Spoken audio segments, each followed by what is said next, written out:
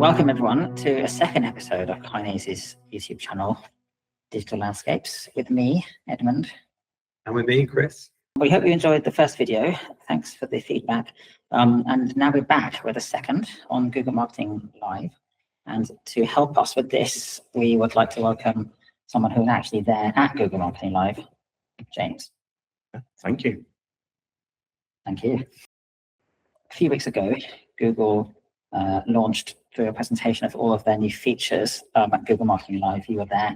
Can you just give us an overview of the key themes you'd like to discuss? Yeah, sure. So, I mean, key theme number one is AI, right? It's every single meeting that Google has, there's AI. Gemini gets mentioned about 100 times. But overall, it was just that Google Marketing Live is their latest announcement. So they do it annually, talking about all of the new product launches and the sort of latest releases coming to the Google ecosystem, I suppose we could call it. It was sort of preluded by Google's I/O event, which is more about their tech and innovation and that sort of thing. So that's what they announced about Google Glass coming back once again. But it's this kind of more focused on the marketing component, as given away by the name. So yeah, so the main themes they covered across were mostly focused on AI. Right, so AI modes, AI Max for search, and then a few more bits that are quite interesting about how Google's going to become more advanced with its data integrations, pulling in both visual data through Merchant Center as well as some back-end data, sort of doing a better job of that through the data manager that already exists in Google Ads, and then a bit more of a focus around the creative with VO, more going into measurement as well, and just how they're positioning themselves in the general marketing sphere, I suppose, as a real data aggregator. So a lot of this stuff is kind of heavily trailed before Google, before they present it to everybody, isn't it? So is there anything, James, that was a surprise to you? It's, well, VO3. Yeah. Just because we've been talking about VO2 for just the months leading up to it. And by the way, here's VO3, it's even better, which was exciting. So it's a continuation of what we've seen over the last, since smart bidding was announced in 2017, I want to say. So long ago. But essentially, it's the new sort of relabel for machine learning. A lot of it is just saying with data aggregation and with a load of impressive computing power, Google can buy media better than you can. So this is sort of the continuation of that. What they're basically doing is they're taking what broad match, DSA, and smart bidding was kind of doing already, but kind of supercharging that, I suppose, with AI Max for search. So it's sort of been positioned within the Power Pack, which is Google's new way of presenting what performance marketing should look like. So that is the all on SERP content, but also all of Google's owned and operated sort of systems as well through GDN, YouTube, Discover, all of those areas. And it's kind of separate, but ties into then sort of the more branding side on YouTube. So demand gen sort of is the part that straddles across the gap, but the main focus here is really on the AI Max for search. Okay, let's delve into what. Is it going to continue to be called AI Max for search? Because everyone seems to trip up while they're saying it. I mean, it's an interesting one because even on the day, people were calling it different things. Yeah. So some people were calling it Search Max, some people AI Max, and then AI Max for search is the official name. Well, it was sort of, people started talking about it as Search Max because the blogs and when people got wind of it, it's kind of Search Max. But now even I have to read it. So AI Max for search is its official name. Yeah, officially. I mean, it sounds like it's an expansive name, right? So it has the option for changing in the future. So you can have an AI Max product that is currently, this is for search, but then you could have for shopping, for video, and it could sort of bundle together more as that.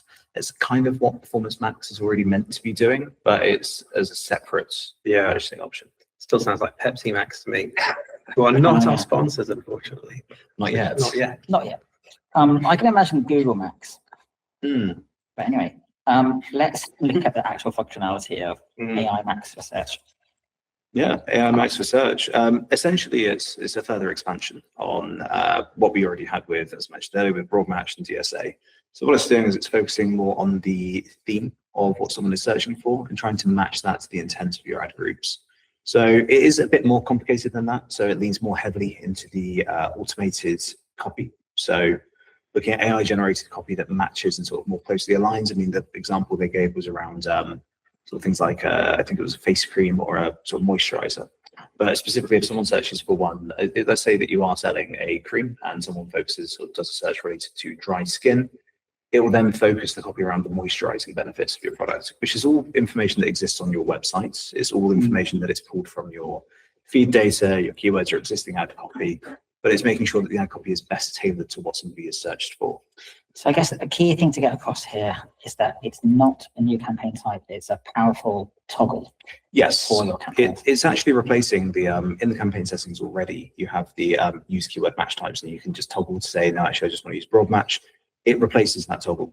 So it's kind of, again, it is just an expansion of what already existed. It's not a new campaign format. It does also mean that migrating to it is incredibly easy to do because you can just click a toggle and that's it. You're migrated, you're across. But it does also change a lot within your campaigns. So on that point, though, you do need to be allow listed for it. Currently, yes. Right now, you still need to be allow listed. That is planned to change. Obviously, it is going to reach a full release, but again, how that gets reported, how you approach it is going to be different. So one key difference here between, if we look at like the PMAX launch, is they're heavily encouraging testing of this rather than just change it and see what happens. They are, of course, still touting all the usual metrics of you'll see a 13%, 14% uplift in your performance. I think for AI Max for search, it's 14%. For PMAX, it was 13%, which they're now saying is 28% for PMAX. But it's a very similar thing of just saying if you trust in AI, let it optimize your campaigns for formats, you will get better results. I think it's interesting that it's not a new campaign type because it was when Performance Max, PMAX, was introduced. That's a completely new campaign type. You have to go and set it up, you have to allocate budget to it. With this, like you say, just replaces that the sort of broad match only toggle within the account. So in a way, it's kind of, from an advertiser's point of view, client agency's point of view, it's easier to switch on. But actually, is it a kind of it sounds like it's a more profound change of the Performance Max in many ways. Yeah, because I mean, when we think about Performance Max versus smart shopping campaigns, really the extension was more assets being added in. I mean, smart shopping was doing your product ads across the SERP and also off SERP on display. The difference with this is actually it's the same text assets, it's just using AI to generate more. So I suppose the ability to have this in the campaign settings is more that the actual format itself isn't fundamentally changing. No. You don't need to be able to upload a video to that campaign that previously you might not have been able to do. So this then, although that is also something that's coming as video ads and search, but anyway. But compared to smart shopping, where you had to then have new options to add things, they also shifted around sort of how some of the settings of like location targeting worked, reducing some of the capabilities and functionality. You can't do that in the same shell.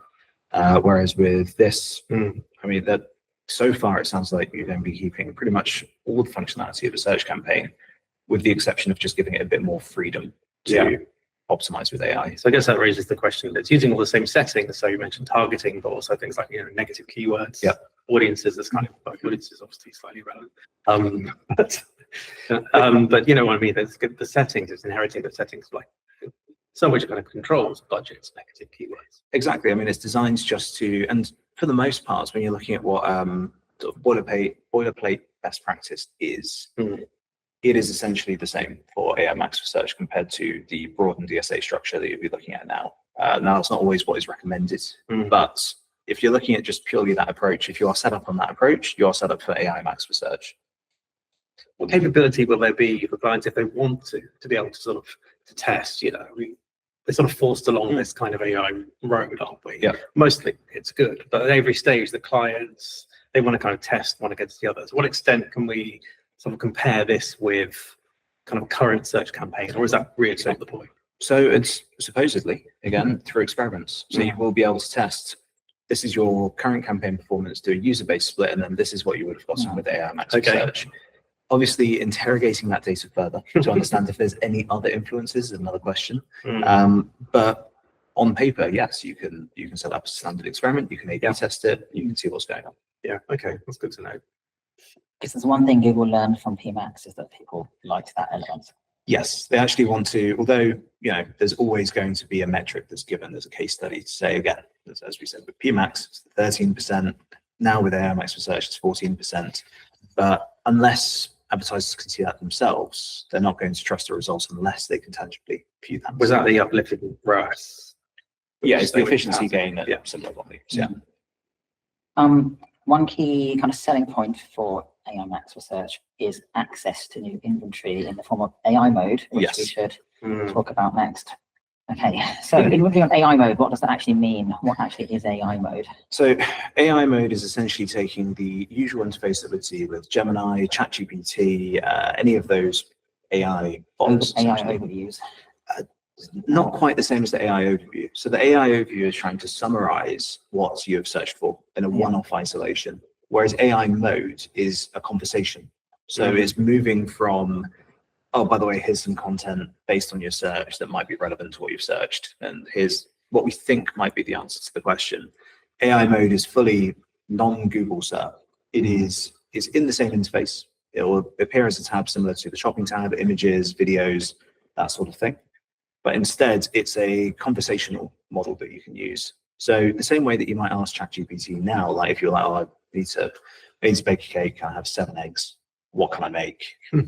Terrible example. But you can query it in that and you can say, oh, actually, I'm gluten-free, so I need a recipe that doesn't have that. And you can have that back and forth. AI mode has that same functionality. So the view is that it's a conversation instead of a one-off search. I mean, I guess the most basic point about this is, there's the worry that within that kind of context of conversation, are the ads getting more intrusive?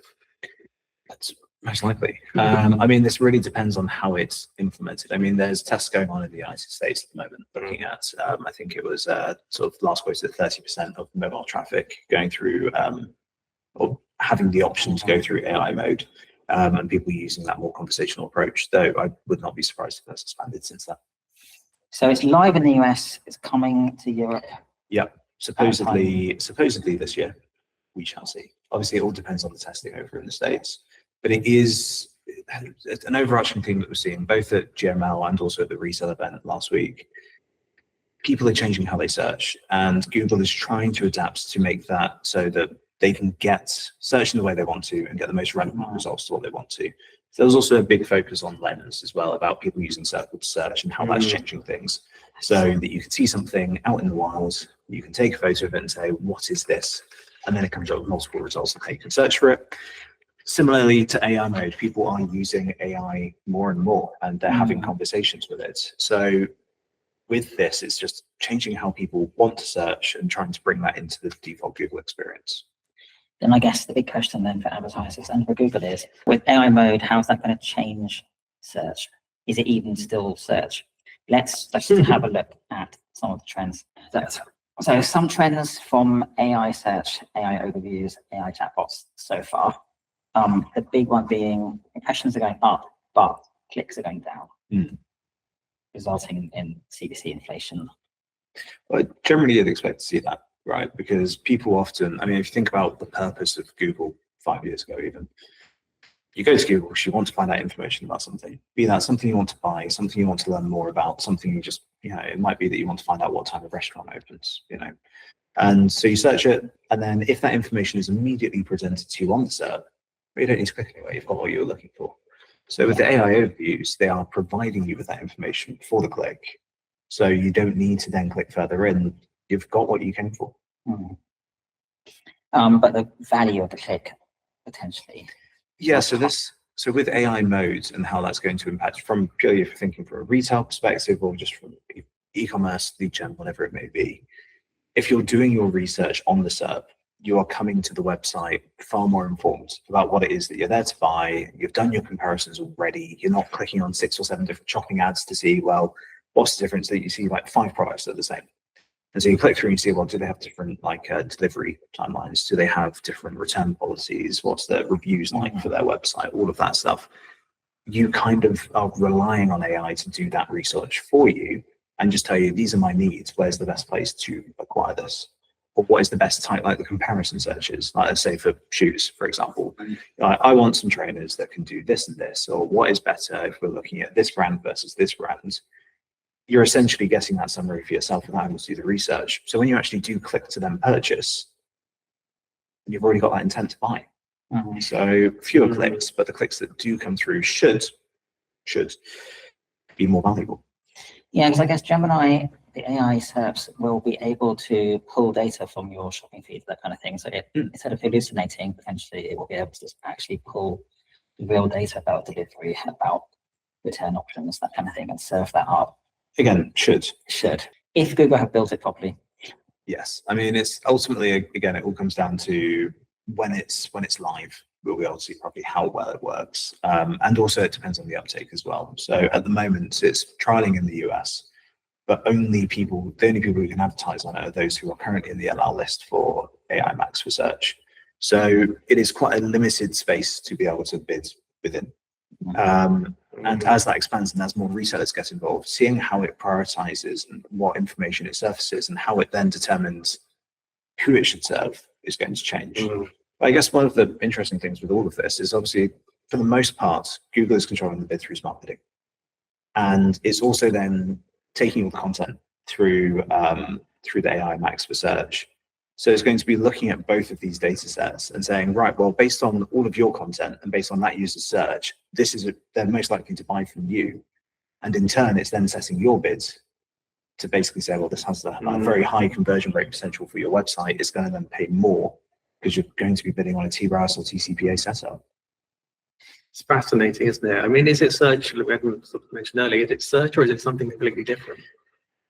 Well, if we think about what the intent of search advertising is, we're wanting to serve ads for people who are in the moment wanting to get something. Yeah, it's fundamentally pull, not the push. Exactly. And this is still going to be the same. It's just the nature in how people search and the nature in how we serve ads is going to be drastically different. It's really like one of the things which occurs to me, like you think about like your ad is being served like towards the end of a conversation necessarily, because like the conversation is going to end perhaps with someone clicking on the ad. Well, it would end when you go off the website. Yeah, right. exactly, So like when you click on the ads, ideally you've ended with the information you needed. Yeah, I can sort of see what kind of reporting is going to come out of this, like plotting sort of conversion rate against length of conversation. There's all sorts of metrics that could be. Well, it's then a question of, is that data we're going to have access to, or is that data that Google's going to analyze? Well, exactly.